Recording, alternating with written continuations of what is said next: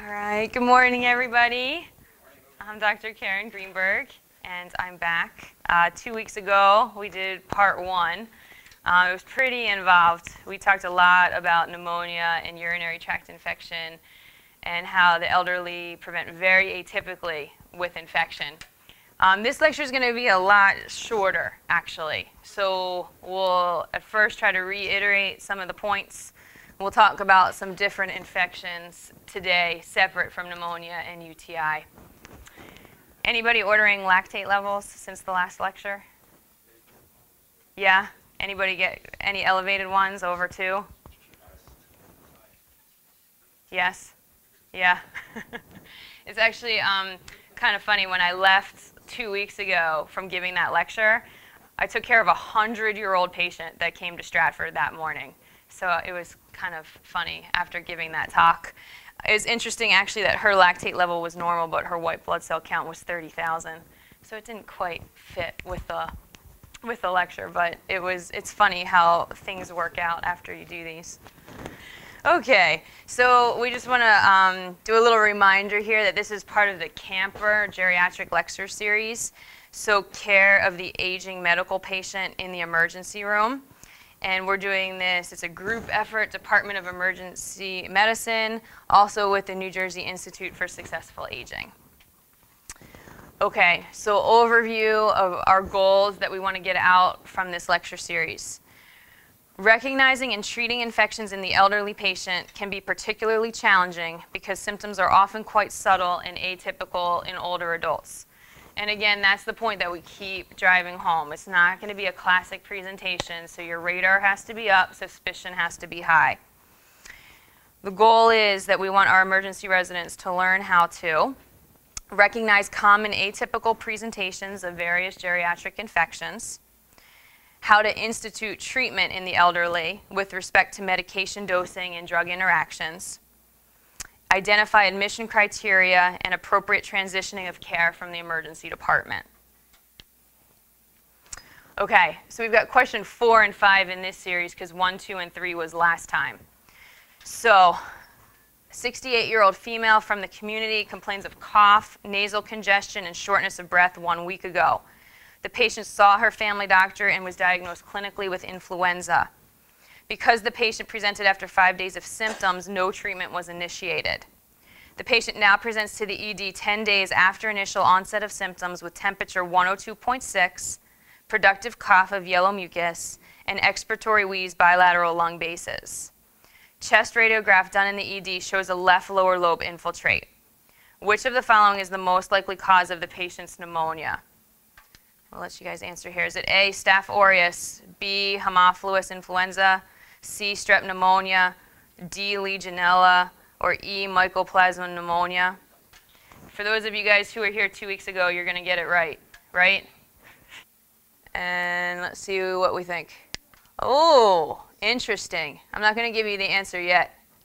Question 5. This is a tough one, so you got to put your thinking caps on because I'm going to tell you that most of you guys answered wrong for that one, so let's try this one. Regarding infection in the elderly, which of the following statements is true? A, most cases of fever and infection in the elderly are due to a viral cause.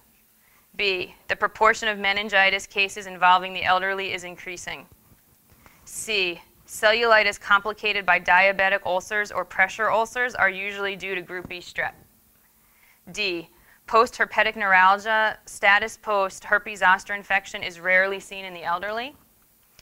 Or E, this is kind of a long one, right middle lobe infiltrate on chest radiograph in a 75-year-old patient who lives at home alone and with a history of end-stage renal disease on hemodialysis is considered community-acquired pneumonia and can be treated with Zithromax 500 milligrams BID times 7 days.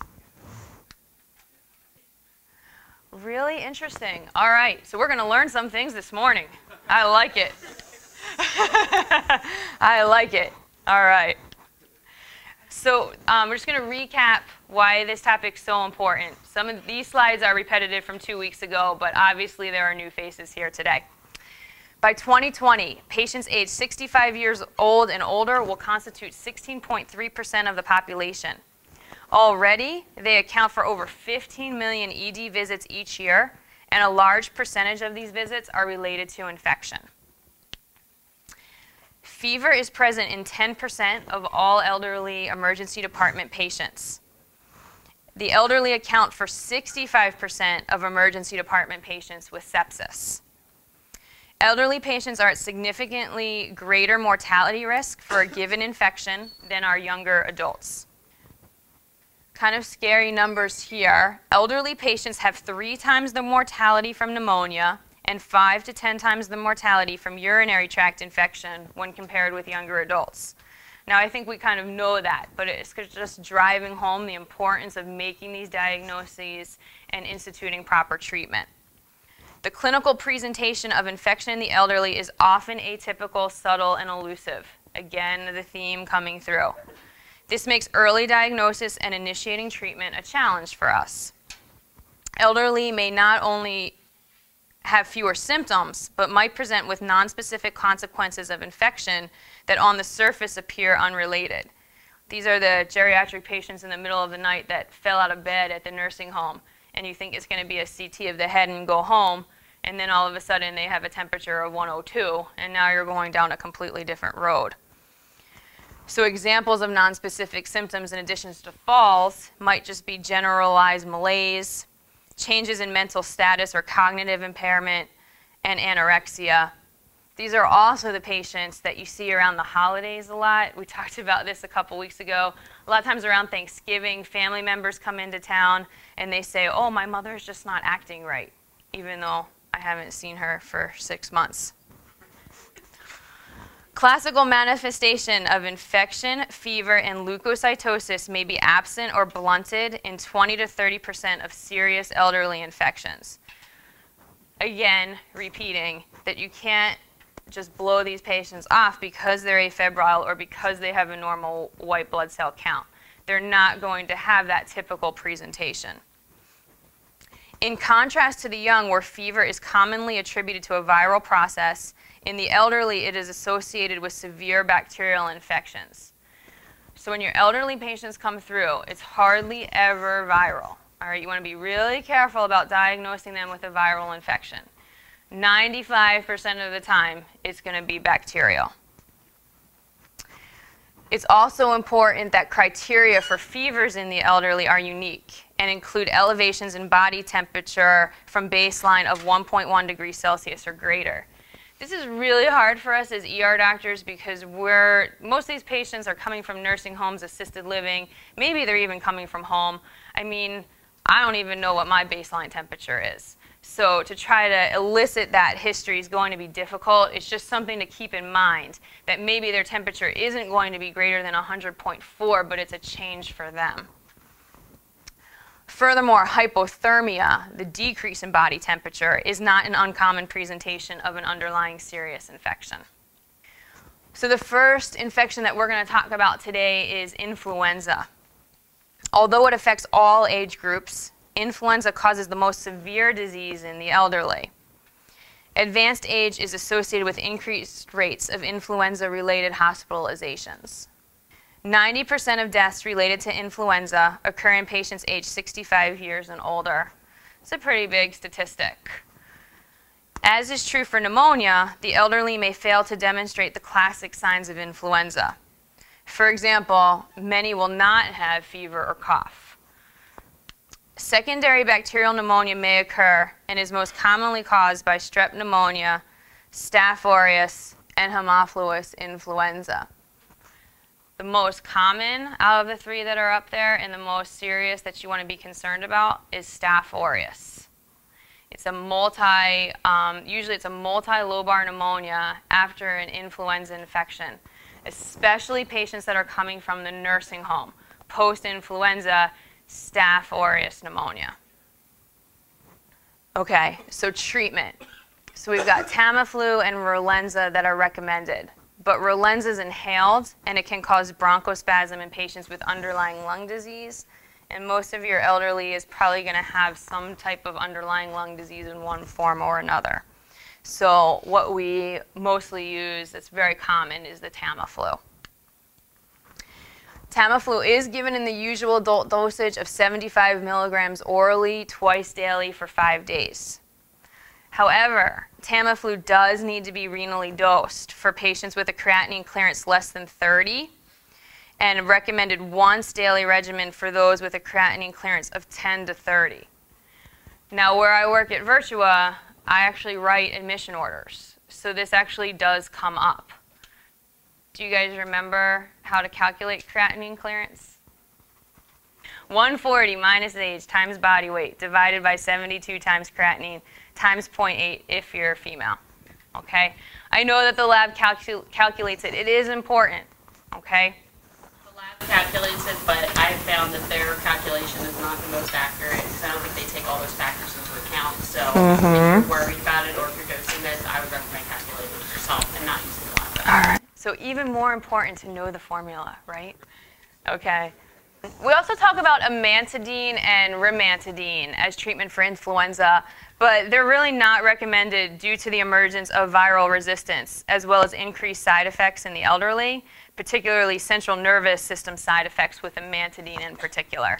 So we really don't use those. Really, it's Tamiflu. So at least that makes it easy to only have to remember one treatment. Due to the severe systemic effects and the severity of the respiratory illness, many elderly patients with influenza will require admission. For those patients being discharged, close follow-up is essential. After looking through these slides, I don't think that I would discharge an elderly patient with influenza. A lot of times I think we almost feel more comfortable when they're going back to a nursing home or assisted care facility because you think that somebody's going to be looking out for them. I think that we have to be really careful and probably admit these patients to the hospital for aggressive care rather than risking discharging them. This is actually really interesting also, talking about treatment. Yearly influenza vaccination is recommended for all adults aged 50 years and older. Influenza vaccination of the community-dwelling elderly is associated with a 27% reduction in the risk of hospitalization and 48% reduction in the risk of death. So those are pretty big numbers. And we'll talk about how that applies to the emergency room. Only the trivalent inactivated vaccine is approved for elderly patients. The live attenuated intranasal vaccine should only be used in healthy persons aged 5 to 49. So we're talking about the injection. Pneumococcal and influenza vaccination programs have been successfully implemented in the emergency department setting. A lot of times that's part of the triage that's going on before the patient even gets back to you. Are you up to date with influenza? Are you up to date with pneumococcal vaccination? Given the proven benefits and these numbers on the previous slide, that 27% reduction risk of hospitalization, 48% reduction in the risk of death. Really, in the emergency department, we should really consider offering vaccination to all appropriate patients. And I think right now that burden kind of falls on nursing staff, but maybe we need to step up and take a role and try to emphasize that as well. Let's try this question again. Okay, this is the patient that was diagnosed with influenza, and now 10 days later, temperature, cough, wheezing, chest x-ray shows left lower lobe infiltrate. And I guess the key here is what is the most likely cause of the patient's pneumonia? Is it Staph aureus, Haemophilus influenza, strep pneumo, Legionella, or Mycoplasma? So, yes, strep pneumo and Haemophilus are causes of post-influenza pneumonia. But the most common is actually Staph aureus, and it's the most concerning. So you have to be adding Vanco to these patients' antibiotics in addition to your Zosyn or Cefepime or Levaquin. When I gave this lecture last week, I went straight over to a shift at Stratford, and Dr. Orris was taking care. The patient might have been a little younger, I think she was 58, who had been sick for 2 weeks and now was in the ER with a high fever, cough, just generally not feeling well at all. And when we sit there, you can see the PAC system together. And all of a sudden, this multilobar pneumonia came up. It was an African-American patient. And I said to Dr. Orris, I said, I bet that's a post-influenza Staph aureus pneumonia. And she sort of looked at me. She was like, oh, really? I guess I better add some Vanco to the antibiotics. Just an example of a case that we just saw 2 weeks ago. Let's talk about cellulitis, something that we see every day in the age of MRSA. More common, more severe, and associated with increased mortality in the elderly compared with the younger population. Cellulitis in the elderly can often be attributed to chronic venous insufficiency, peripheral vascular disease, malnutrition, and trauma.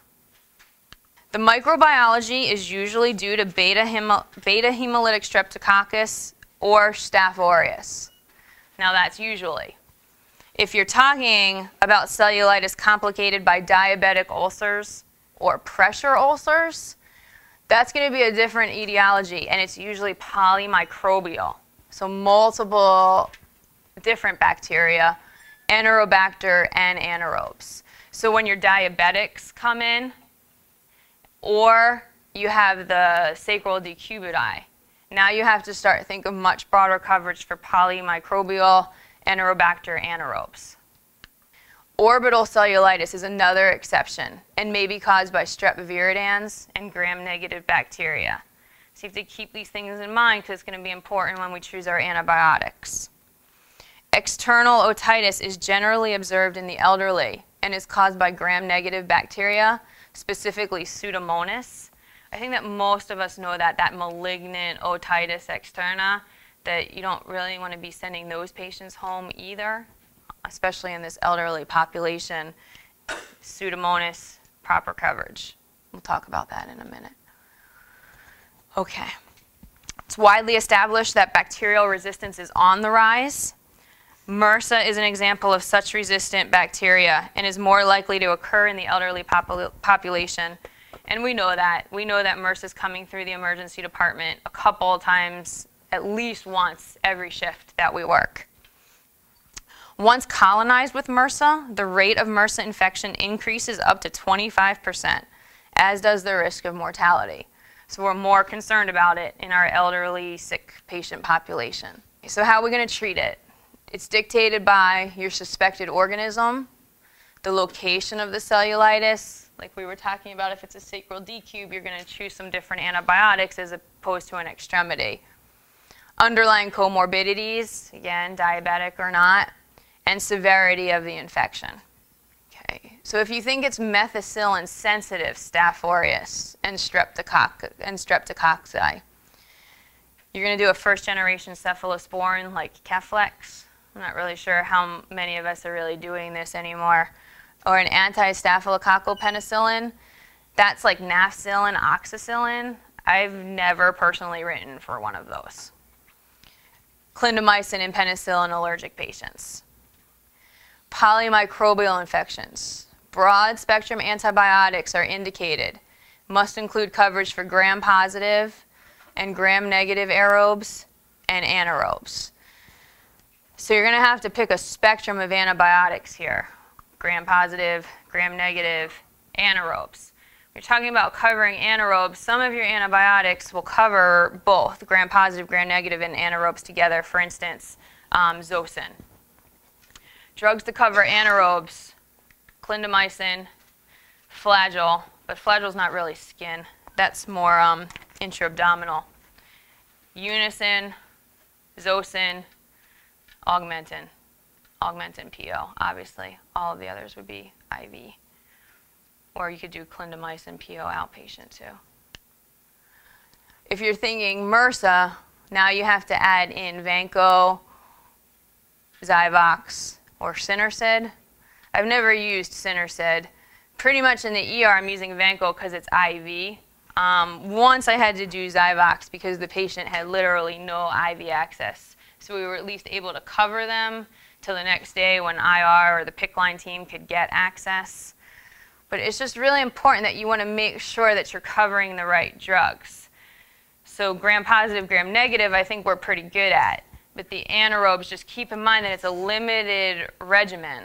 So you've got your clindamycin, unicin, zosyn, augmentin, and then, of course, they're going to be penallergic, which is probably going to have to push you to at least add clindamycin in those cases if you can't use a penicillin. We're going to move on to meningitis, which has sort of become one of my favorite topics. I gave you guys a pretty in-depth lecture on meningitis about a year ago, and I'm still diagnosing it over at Marlton. My last case was viral meningitis because that seems to be the season now. Although the overall incidence of bacterial meningitis in the United States has decreased, the proportion of cases involving the elderly is currently increasing. This is really interesting to statistics. We're not really seeing it in kids and teenagers anymore because there's Haemophilus vaccine, there's Pneumovax vaccine, and now there's a meningitis Neisseria vaccine for the college students. So it's actually the elderly that we're diagnosing meningitis with. The recognition of meningitis in the older patient may be more difficult, but as emergency physicians, we must maintain a high level of suspicion and consider bacterial meningitis as the etiology of acute illness. Higher mortality figures are seen in elderly patients with meningitis, with case fatality rates averaging 20 to 25% for pneumococcal meningitis. It's a big number. Most of the cases in the elderly of bacterial meningitis are strep pneumo more than Neisseria. We'll talk about some other organisms that can cause it too. Older patients who have severe neurologic impairment at presentation show morbidity and mortality rates approaching 50%. The most likely organisms to cause bacterial meningitis in the elderly: strep pneumonia, Neisseria, Listeria, Haemophilus influenza, and gram-negative organisms. Again, you have to keep this slide in mind because it's going to dictate your treatment. Classic presenting symptoms of meningitis include fever, headache, neck stiffness, and photophobia. Other commonly encountered symptoms include lethargy, malaise, altered sensorium, seizures, vomiting, and chills. Although the older patient may exhibit any of these signs and symptoms, they are less often noted on presentation. So again, you're not going to walk into that classic room of fever, photophobia, neck stiffness, especially in 80-year-old patients who have neck stiffness anyway. I mean, I've never elicited nuchal rigidity on an elderly patient just based on the fact that they all have stiff necks from their arthritis. Fever is a less frequently encountered finding when compared with younger patients, and nuchal rigidity is not universally present, so it's difficult. I mean, you would think if you have meningitis, an overwhelming life-threatening infection, that it would at least present with a fever, but sometimes it doesn't. Altered level of consciousness, respiratory symptoms, and seizures are more often found in elderly patients when compared with younger individuals. Among elderly patients admitted with meningitis, risk factors for death were found to be age over 60, obtunded mental status on admission, and seizures within the first 24 hours. You want to watch for this because obviously if you walk into a room and you see any of these things, they're over 60, they're obtunded, or they're seizing, you're going to have to act quickly. Get your antibiotics on board. Talking about treatment. The objective in the older patient with bacterial meningitis are prompt diagnosis and early institution of antibiotic therapy, which may improve patient outcome. If the possibility of bacterial meningitis is entertained after initial patient assessment, empiric antibiotic coverage should be initiated immediately. This means that you walk out of the room and you find the nurse taking care of that patient and you tell them to start an IV, draw blood cultures, draw a lactate, whatever it is that you need, white blood cell count, and then you start your antibiotics right away. You don't wait for your spinal tap. You don't wait for your CT. You write for the Rocephin, you write for the Venco, you write for the ampicillin, and then you'll get around to your lumbar puncture. It will not affect your results. Of course, plus or minus Decadron, but we'll talk about that too. Really, really important. Antibiotics right away. Don't wait for CAT scan. Don't wait for labs to come back. Antibiotics. Okay, so In researching for this talk, so we're talking about elderly, they're actually talking about a combination of ampicillin plus a third-generation cephalosporin should be used for initial therapy. So Rocephin, ampicillin. These agents would be active against strep pneumonia, listeria, aerobic gram-negative bacilli, Haemophilus, and Neisseria. I think that's an important slide because a lot of times my reflex is to do Rocephin Vanco, and I sort of forget about the ampicillin. The ampicillin is what covers your listeria, though. So it's actually interesting to think our initial thought should be Rocephin, ampicillin, and then Vanco. So a little bit change of thinking there. Use of dexamethasone in the management of bacterial meningitis remains controversial. When you give it, it should be given 15 to 20 minutes before the first dose of antibiotics. I'm giving it. Decadron first, and then antibiotics. If anything, if they survive their bacterial meningitis, it does cut down on their neurologic sequelae, such as paralysis, hearing loss. So even if it doesn't help them in their initial course, it helps them long term if they survive. Especially though with strep pneumo, which we're talking about in the elderly as a specific patient population, it is indicated for strep pneumomeningitis. So just give it. All people who have had close contact with patients diagnosed with bacterial meningitis should be considered for prophylaxis. Your choices are rifampin, 600 milligrams, 2 times per day for 4 doses, or Cipro, 500 milligram orally as a single dose. I actually have a prescription of Cipro at home because I've taken care of so many patients with meningitis recently. They've all been strep pneumo. You're really just talking about prophylaxis for Neisseria, okay? But I have it in stock at home. Just as an aside here, really quickly, from the talk that I gave a year ago, when you're thinking meningitis, look in these patients' ears, listen to their lungs, and look closely at their chest x-ray. If you have strep pneumomeningitis from your ear or from a sinus infection, your morbidity mortality is actually decreased. Your outcome's better if you get meningitis from an ear infection or a sinus infection as opposed to pneumonia. If you get meningitis from a pneumonia, your morbidity mortality is through the roof. So it's just kind of something to think about in the ER. I don't often look in my elderly patients' ears unless that's their complaint. But if you're going down the meningitis route, take an extra second, look in their ears, just because it's going to sort of help you talk to the patient and talk to the family about what their expected outcome might be. Okay, herpes zoster. I think this is the last infection that we're going to talk about. Another skin infection seen more frequently in the elderly population. If you guys think back to diagnosing shingles in the ER, it's probably been an elderly patient. It's a disease confined to the skin and nervous system, and it's caused by the reactivation of the varicella zoster virus. Really interesting now that it's probably only going to be in the elderly now that we have a chickenpox vaccine. I didn't get the chickenpox vaccine. It's a very new thing. So probably now it's really going to only be adults and elderly as a reactivation of their disease. It's responsible for pediatric chickenpox and remains dormant in the dorsal root ganglia. What reactivates varicella remains unclear. However, it is usually a disease of the elderly and the immunocompromised. As cellular immunity decreases with aging, the incidence of herpes zoster increases. So we kind of beat that home 2 weeks ago too. You get older, your immunity decreases, you're more prone to these infections. We know that decreased immunity and stress is what brings out zoster. Pain and paresthesias over a particular dermatome usually precede the characteristic rash. So it's usually missed on the first ER visit.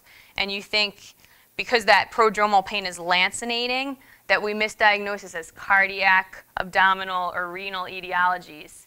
Maybe they get sent home. 2 days later, they come back to the ER with that classic rash. So sometimes it's really difficult to diagnose it early on when they're just having that pain without the lesions.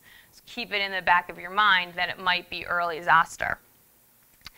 Symptoms can last for several days before those hallmark lesions occur. These are that classic hallmark lesions, the blisters that you get, the vesicles in that classic dermatomal pattern, which means that usually it kind of wraps around their flank. It's one-sided, and usually it recurs in the same place in people that have had it before. It's really a clinical diagnosis. If you want to try to confirm it with the lab, you can do a culture of that vesicle fluid, or you can see giant cells on Zank preparation. I've never actually done this. I just diagnose it clinically. A long-term sequelae of herpes zoster is post-herpetic neuralgia. We actually have some young patients that come through Stratford that complain of this. When I say young, I guess I mean like 40s or 50s. A lot of times they make it through the fast track because they're there for their Percocet. But it is a real thing, and it is painful.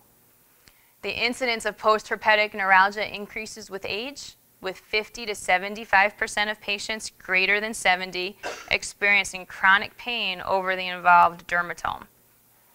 So this is going to be important when we talk about treatment. Post-herpetic neuralgia is a real thing. It's a real complication of having herpes zoster, and patients over 70 that they get chronic pain from it. So it's something that we want to think about in the ER and what we're going to do about it. Antiviral therapy initiated within 72 hours of symptom onset decreases viral replication, nerve damage, duration of eruption, and pain. Administration of therapy after 72 hours may reduce the incidence of post-herpetic neuralgia, but will not impact on the duration of symptoms. So in preparing this lecture, it's actually going to change my practice. So a lot of times these patients come to the ER and they're outside of that 72-hour window. And you say, well, we can't put you on antivirals. It's not going to do anything for you at this point. But in preparing this lecture, if you still put them on the antivirals, you're going to reduce their incidence of post-herpetic neuralgia and complications that way. And if they end up with chronic pain, then maybe we can make an impact even when they present after the course. I don't know why they present after the fact, but it's got to be 80% of patients that I see come in 3 days later. And I don't know why they don't get concerned right away when the rash comes out. But don't you guys agree that we don't usually see them right away? You don't see the rash. Right, and I hardly ever get the chance to put them on antivirals right away. But now I'm going to do it because we're going to at least decrease their risk of post-herpetic neuralgia. What can you use? Acyclovir, Valtrex, famciclovir. I think that most of us are doing Valtrex because acyclovir is 5 times a day, and that's kind of annoying, whereas Valtrex is twice a day. And the Famvir I've actually never written for. So those are the treatments that you're going to use. And luckily, hardly anybody's ever allergic to these medications because they usually don't see them. Okay, so question 5 was kind of a summary between last week and this week. So this was, which of the following statements is true? Most cases of fever and infection in the elderly are due to a viral cause. The proportion of meningitis cases involving the elderly is increasing. Cellulitis complicated by diabetic ulcers or pressure ulcers are usually due to group B strep. Post-herpetic neuralgia status post-herpes zoster infection is rarely seen in the elderly. Or E, our guy from home whose dialysis is considered community-acquired pneumonia and can be treated with Zithromax. Let me put that back up. Okay, so talking about this here, most cases of fever and infection in the elderly are due to a viral cause. That's false. It's only 5% of the time. Proportion of meningitis cases involving the elderly is increasing. Good. I think last time you guys all answered C, right? So C, did you guys? Okay. C's not right because we talked about it being polymicrobial and anaerobes. Post-herpetic neuralgia is seen in the elderly and is very common. And E was just reiterating from last week. This patient, even though he lives at home because he's dialysis, is considered healthcare acquired pneumonia, and Zithromax would not be an appropriate treatment for him. Good job.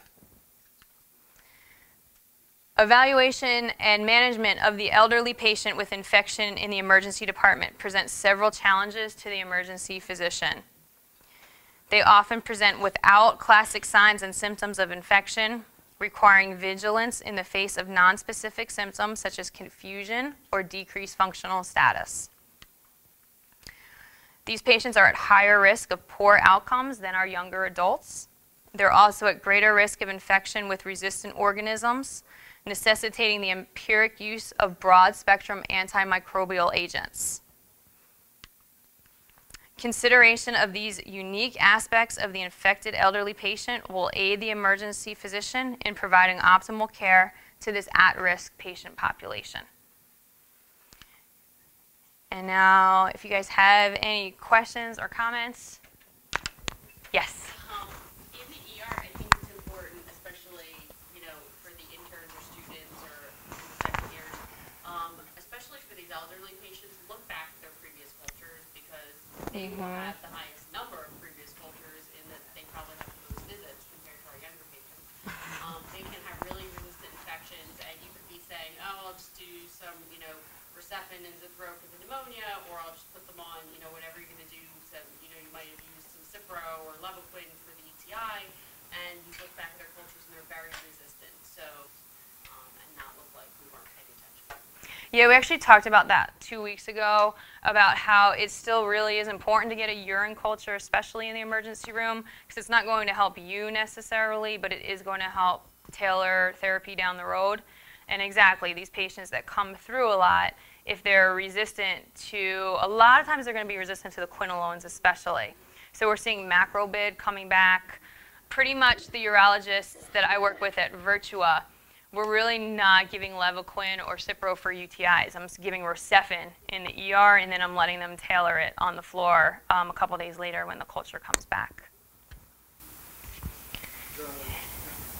As far as your decision-making process for LP and elderly, what is your process for that? Do you have to have a fever for LP?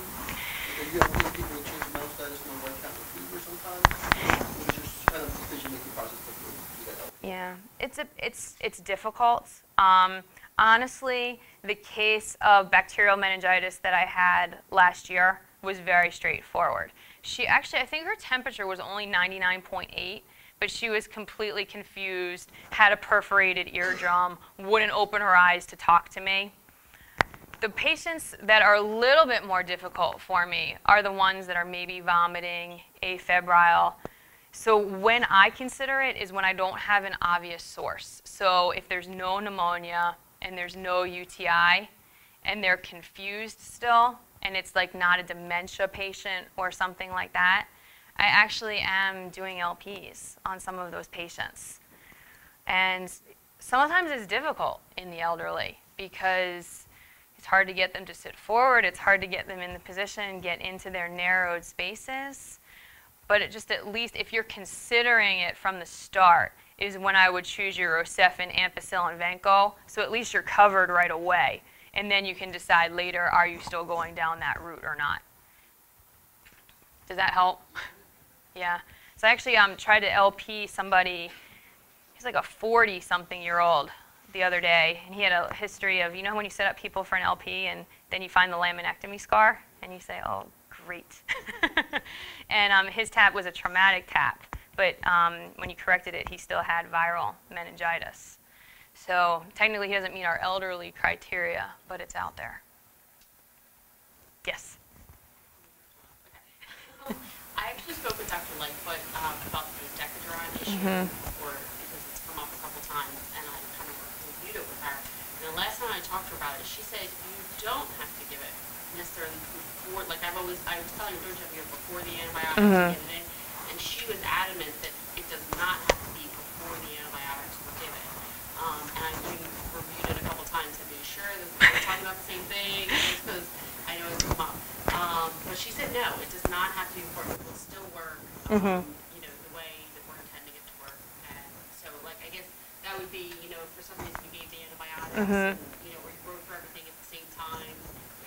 That's what she's told me. So I don't know. I still don't know what the right answer is, but it was Yeah. for me to ask her about it because I was, a little confused about it. Yeah, I think that, it's like anything else. If you ask 5 different ER doctors how to treat something, you'll get 5 different answers. And if you talk to 5 different ID doctors, they have their preferences too. You're right. A lot of times the reflex is to give antibiotics right away. And then you sort of think of the Decadron after the fact. My actual case of bacterial meningitis a year ago, I did give her steroids. And then when the ID guy came down, because she was morbidly obese, I gave her 10, and I think he even gave her like 10 more, going with that 0.6 mg per kg dose, or ideal body weight. So I definitely think that they're still on board with steroids, but maybe the timing's not that as important. So in fact, in that case, he gave more, but it was probably after your antibiotics. Much later. Right. I mean, we're talking hours later. So, so in that case, you would think, well, it would still have an effect if they were still giving it. Otherwise, they Right. said you can't give it. And, in hindsight now, too, after putting out this lecture, he went down and looked at the slide, and it's probably because it was strep pneumomeningitis that he decided to give her more steroids, because that's absolutely when it's shown to have an impact. You got something else, Sean? Have you guys had any issues or people discussing using linezolid instead of vanco for pulmonary infections? It comes up occasionally, the doctor like, why'd you give vanco? Because the know you should give linezolid. Does that come up there as well? The interesting thing, from what I can tell in the ER, is if you give Zyvox PO, it's like not a higher level of care if you're not doing an IV medication. So not necessarily that it's like standard practice, it's more so like almost like a billing thing. That personally at Virtua, that one time I gave Zyvox, and it was because she had no IV access. So maybe they're changing it on the floor, but to meet like inpatient criteria for a hospital bill, something has to be IV. Another thing too is with if you suspect a severe pneumonia, an MRSA pneumonia, and you're supposed to double cover, usually with Vanco and Zyvox, or I think they have some other new positive stuff out there too. But for MRSA specifically, you see somebody with bilateral trace, and they have risk factors. You have to do double coverage. Those people tend to go down very fast, very rapidly. But I think you absolutely can give linezolid IV. You know what's interesting? So I just got this email from Virtua about what the guidelines are for pneumonia. And if you don't meet these guidelines, that you're going to be individually penalized. This is something that's coming down the pike through Medicare. And if you look at that list, there's no Zyvox and no Vanco. It's cefepime plus Levaquin, Zosyn plus Levaquin. If it's community-acquired Rocephin, Zithromax, Levaquin, there's actually no Vanco or Zyvox on those lists. So I guess that's something we're going to have to keep an eye on too. So what I'm doing is I'm picking the approved drug so that I'm covered, and then I'm adding Vanco also. I usually just go grab we have that order set. Especially if you're going to the unit, I just grab it because even though you think you may be double covered, you're not always picking the right, the double coverage like you were saying with the Vanco. So I just make sure I specifically look and go, okay, this is what Is Vanco on your guys' order sets? It is. Additional to the, I think it's like you say. It's something else that you check, right? So you have to, I think you already still have to give like Rocephin, Levaquin, or Rocephin, Zithromax, like you have to do this first. Yeah, so I keep going back into my email now to make sure that I'm like, yeah, they're talking about like big repercussions if you don't meet standard of care, aspirin beta blocker for MI, blood cultures, correct antibiotics for pneumonia. They're talking about, not paying hospitals if not everybody's 100%.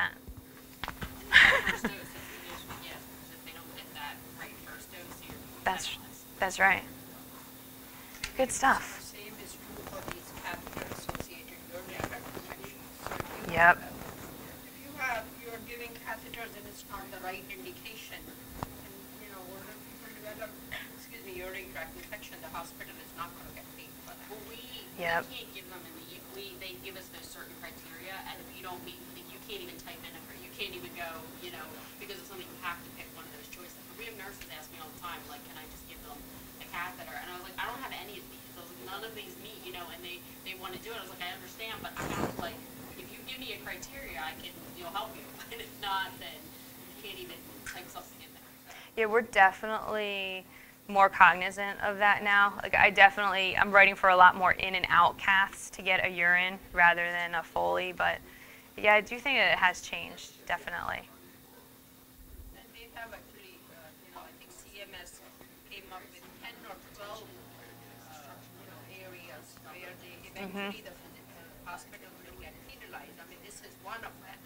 Yeah, another one's antibiotics before surgery. Insulin, like the glucose control, if you're not able to control that properly in the hospital. I mean, there are a lot of things in there that Yeah. Start penalizing us. I know. We keep making our jobs harder and harder, and there's less and less of us to go around. All right, guys, thanks a lot.